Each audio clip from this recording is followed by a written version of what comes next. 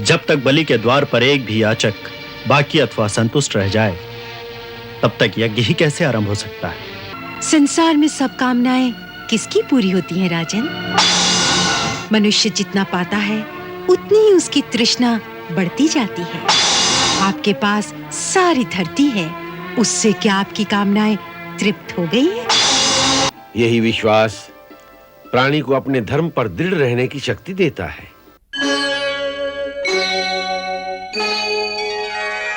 राजा बलि परम भक्त प्रहलाद के पौत्र थे और परम शूरवीर भी थे।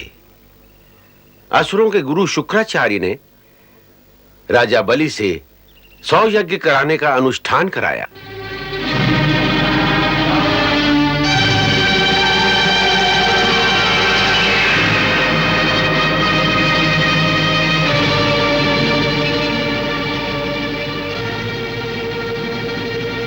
यशस्वी भव, विजयी भव राजन।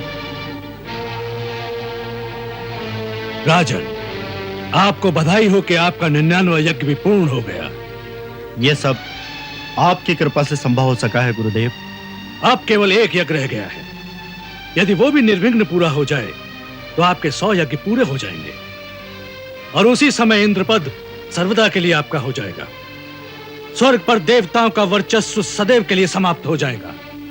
तब तीनों लोकों में असुरों का एक छत्र राज्य हो जाएगा गुरुदेव।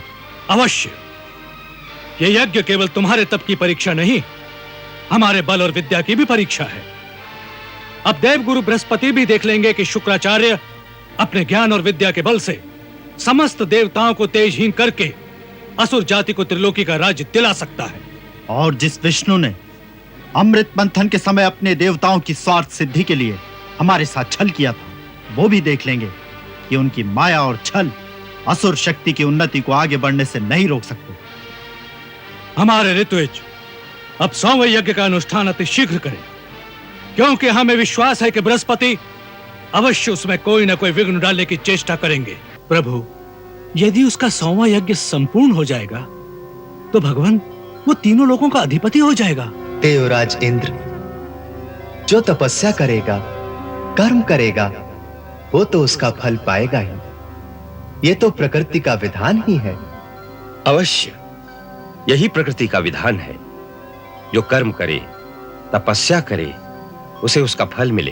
परंतु जब प्रकृति का यह विधान सृष्टि के विनाश का कारण बनने लगे और जब शक्ति ऐसे हाथों में जाने लगे जो धरती से धर्म और सद्गुणों को मिटाकर अत्याचार और अधर्म का राज्य स्थापित करना चाहते हो, तो उस समय प्रकृति के विधान से ऊपर जो दैवी विधान है उसके प्रयोग का समय आता है।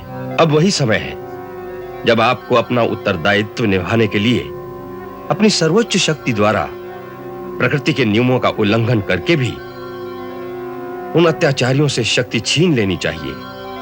अन्यथा मूर्ख, अनपढ़ और अहंकारी सत्ताधारियों के द्वारा शक्ति का दुरुपयोग होने पर सृष्टि, प्रजा तथा समाज का विनाश हो जाएगा। आपका वचन सत्य है देवगुरु। हम अपने उत्तरदायित्व का अवश्य निर्वाह करेंगे। सृष्टि में शक्ति संतुलन बनाए रखने के लिए और देवताओं की रक्षा के लिए भगवान वामन रूप में अवतार लेकर राजा बलि की यज्ञशाला में उस समय पहुंचे जब उसका 100वां यज्ञ आरंभ होने वाला था।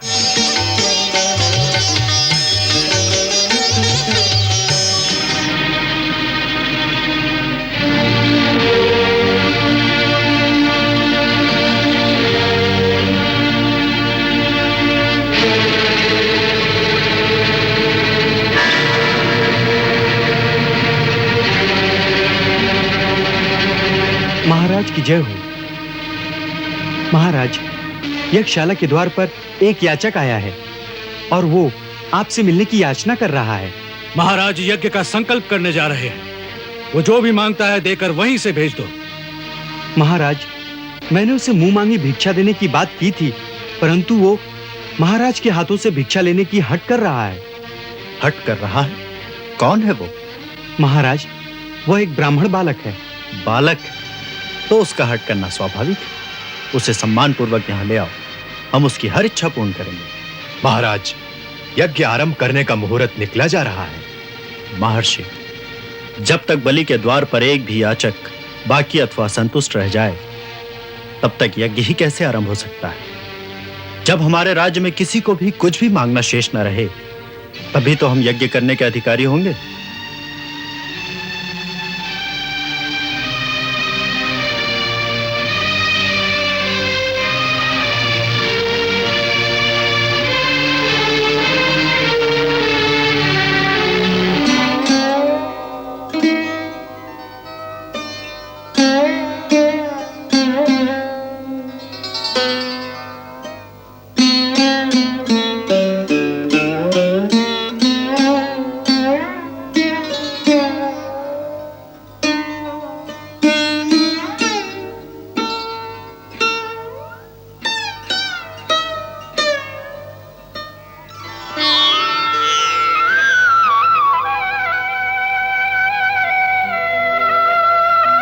आपने बड़ी कृपा की जो हमारी यज्ञशाला में पधारे।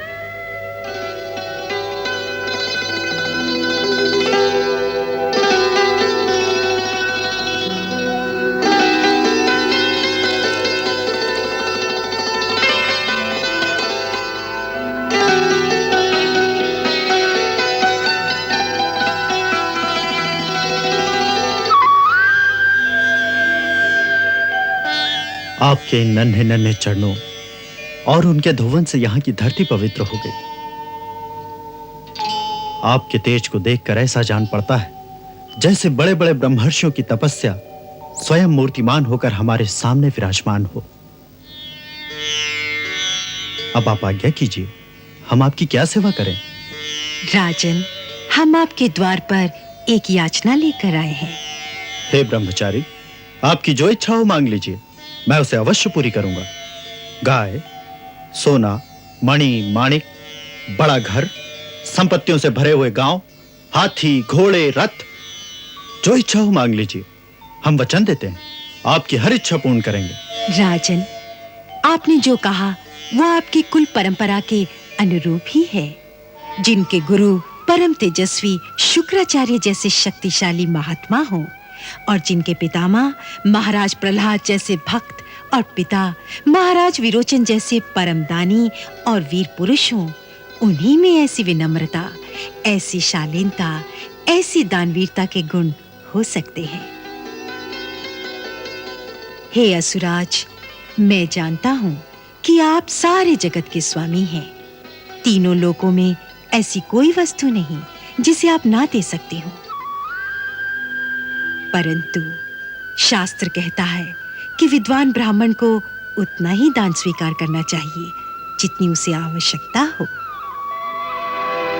सो हे राजन, हमें यज्ञशाला के लिए थोड़ी सी भूमि की आवश्यकता है। सो आप कृपा करके मुझे उतनी भूमि दें जितनी मैं अपने पैरों से 3 डग में नाप सकूं, तो बस मैं संतुष्ट हो जाऊंगा। 3 डग भूमि? जी। आपके पैरों से नापकर 3 डग भूमि? जी।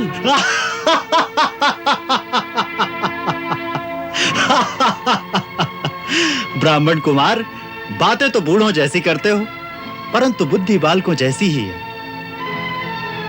आप इतना भी नहीं जानते? अपने इन छोटे छोटे पैरों से केवल 3 डग भूमि मांगकर आप राजा बलि का उपहास कर रहे हैं।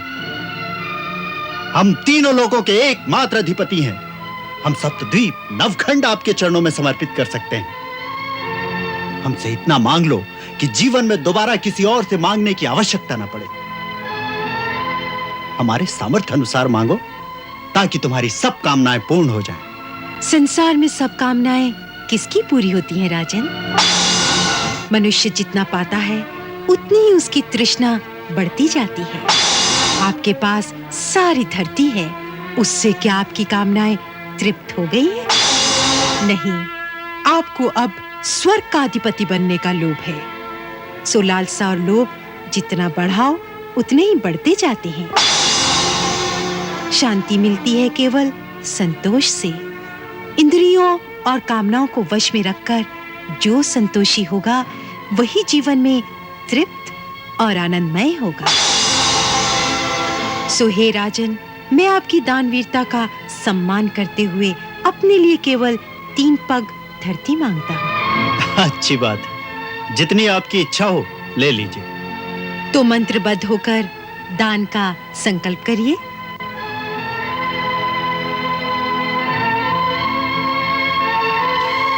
राजन, ये आप क्या करने जा रहे हैं? जिन्हें आप सामान्य बटुक कुमार समझकर 3 पग धरती दान करने जा रहे हैं, वो देवताओं का काम बनाने के लिए अदिति के गर्भ से जन्म लेने वाले स्वयं अविनाशी भगवान विष्णु हैं। ये 3 पग धरती में तुम्हारा समस्त ऐश्वर्य, राज्य, वैभव सभी कुछ प्राप्त कर लेंगे और इंद्र को दे देंगे। ये दैत्य जाति पर बहुत बड़ा अन्याय होगा।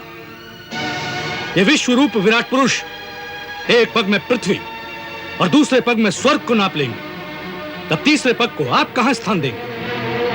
अपना वचन पालन न करने के पाप से आप नरकगामी बन जाएंगे। और वैसे भी आपको अपनी संपत्ति से केवल 5वां भाग ही दान करने का अधिकार है, क्योंकि शास्त्र कहता है कि मनुष्य अपने धन को 5 भागों में बांट दे। एक धर्म के लिए, एक यश के लिए और एक धन की अभिवृद्धि के लिए व्यापार में लगा दे। एक भोगों के लिए रखे और एक स्वजनों की सहायता करने में लगाए। विद्वान लोग उस दान की प्रशंसा नहीं करते जिसके पश्चात जीवन निर्वाह करने के लिए कुछ बचे ही नहीं। इसलिए मैं कहता हूं कि अभी आपने दान का संकल्प नहीं किया। इस प्रकार की मूर्खता करने से आपका सारा प्रभुत्व नष्ट हो जाएगा। इसलिए ऐसा प्रमाद न करें सुरेश्वर, अन्यथा जिस फल को पाने के लिए मैं आपसे 100 यज्ञ करा रहा हूं, वो सारा फल तो यह ब्राह्मण छल से ले जाएगा।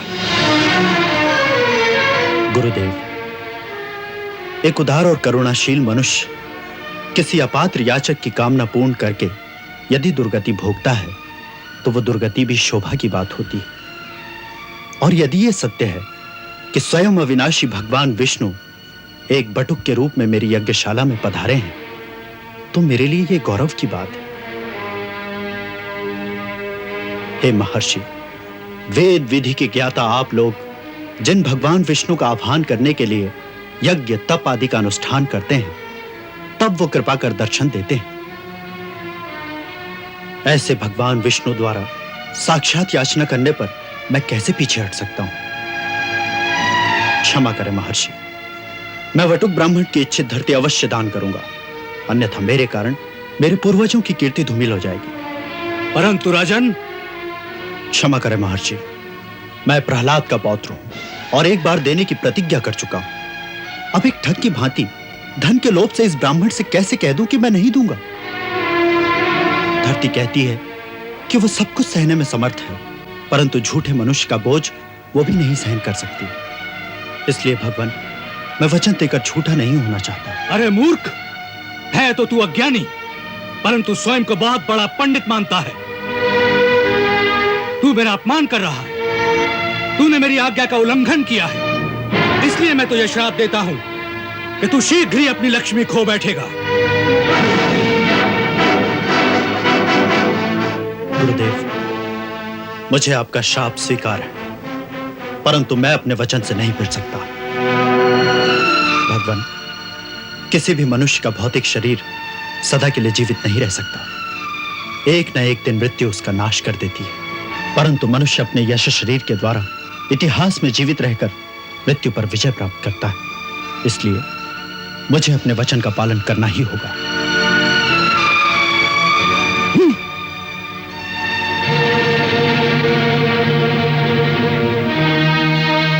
श्री विष्णु श्री विष्णु श्री विष्णु श्रीमद् भगवतो महापुरुषस्य विष्णुराज्ञया प्रवर्तमानस्य अद्य ब्रह्मणो प्रथम पराद्ये श्री श्वेतवारा कल्पे वैवस्वत मनवंतरे अष्टाविंशततमे युगे।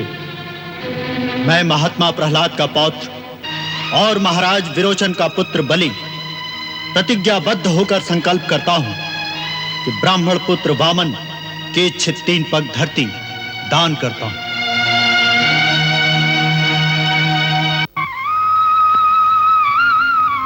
ब्राह्मण देवता अपने पैरों से 3 पग धरती नापकर ग्रहण करें।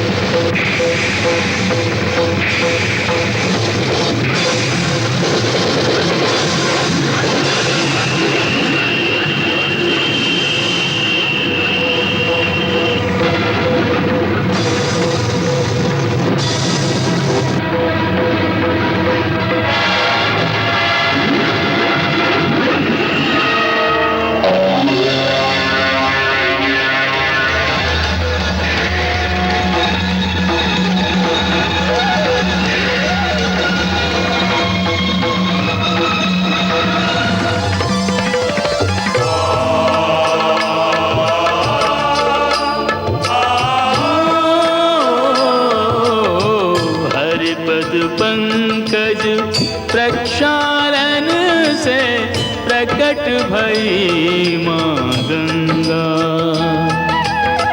पापनाशिनी अमृत सलीला ममतामयी मां गंगा। जय जय जय मां गंगा। दैत्यराज बलि, तुमने मुझे 3 पग भूमि देने का वचन दिया था। 2 पग में तो मैंने सारी त्रिलोकी नाप ली। 1 पैर से भूलोक, दूसरे पैर से स्वर्गलोक नाप लिया है।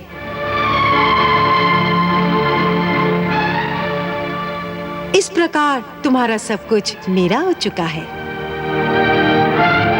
परंतु अभी तुम्हारी प्रतिज्ञा पूरी नहीं हुई है, क्योंकि अब तुम्हारे पास कुछ नहीं रहा। इसलिए तीसरा पग रखने के लिए तुम मुझे कोई स्थान नहीं दे सकते। तुम्हारा वचन झूठा हो गया।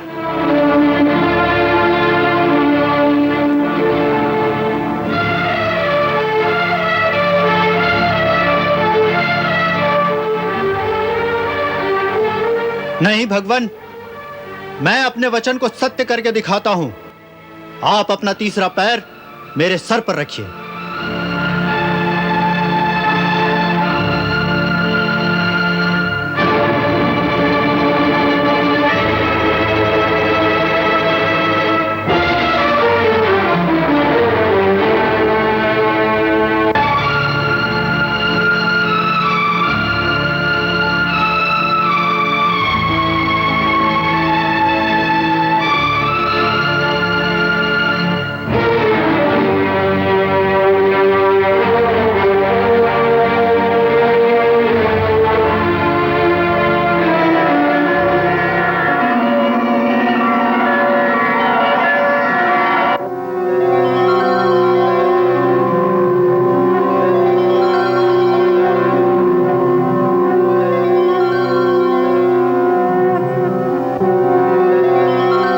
महात्मा बलि, तुम सचमुच दृढ़ प्रतिज्ञ हो। हम तुमसे अति प्रसन्न हैं। गुरु के श्राप और हमारी माया से भी भयभीत नहीं हुए।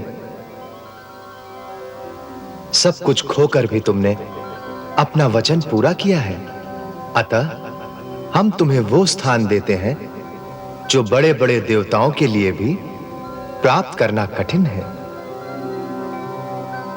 सावर्णी मनवंतर में तुम्हें मेरे परम भक्त इंद्र का पद प्राप्त होगा।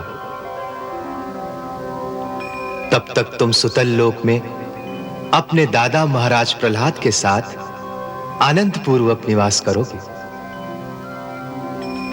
तुम मुझे वहां सदा सर्वदा पास ही देखोगे।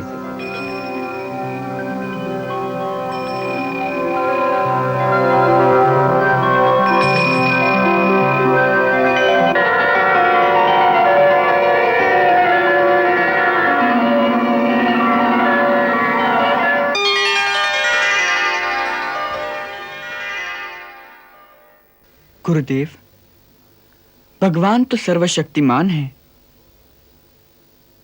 वो चाहें तो केवल संकल्प मात्र से ही दुष्टों का नाश कर सकते हैं। फिर उन्हें इस प्रकार धरती पर स्वयं आने की क्या आवश्यकता है? तुमने सत्य ही कहा कि भगवान पूर्ण शक्तिशाली हैं। वो चाहे तो केवल संकल्प मात्र से ही समस्त दुष्टों का नाश कर सकते हैं। फिर भी वो धर्म की रक्षा और अपने भक्तों को संकट से बचाने के लिए स्वयं धरती पर क्यों पधारते हैं? इसकी आवश्यकता क्या है? इन प्रश्नों का एक ही उत्तर है कि उनकी इन लीलाओं को देखकर संसार के हर प्राणी के दिल में यह विश्वास दृढ़ हो जाता है कि उसका कोई रखवाला है जो उसे हर संकट से बचा सकता है। यही विश्वास प्राणी को अपने धर्म पर दृढ़ रहने की शक्ति देता है। यही है भगवान की अवतार लीला का मुख्य उद्देश्य और यही है उनकी लीलाओं को सुनने सुनाने का मुख्य प्रयोजन। जय श्री कृष्ण। देवताओं और असुरों के युद्ध में राजा बलि की मृत्यु हो जाती है, जिन्हें दैत्य गुरु शुक्राचार्य अपनी संजीवनी विद्या से पुनः जीवित भी कर देते हैं। इसके पश्चात उनके आदेश से राजा बलि 100 अश्वमेध यज्ञ कर स्वर्ग पर अधिकार प्राप्त करने का संकल्प लेते हैं। जब 99 यज्ञ पूर्ण हो जाते हैं तब देवताओं की रक्षा हेतु भगवान विष्णु वामन अवतार में भिक्षा मांगने पहुंचते हैं। गुरु शुक्राचार्य राजा बलि को सावधान करते हैं कि यह स्वयं श्री विष्णु का अवतार है, परंतु राजा बलि अपने वचन पर अडिग रहते हैं और 3 पग भूमि दान कर देते हैं। वामन भगवान 2 पग में पृथ्वी और आकाश नाप लेते हैं और तीसरे पग हेतु स्थान मांगते हैं। तीसरे पग में राजा बलि भगवान विष्णु के चरणों में अपना शीश झुका देते हैं। उनकी भक्ति और दानशीलता से प्रसन्न होकर भगवान विष्णु उन्हें साक्षात अपना दिव्य स्वरूप दिखाते हैं और आशीर्वाद भी प्रदान करते हैं। जय श्री कृष्ण।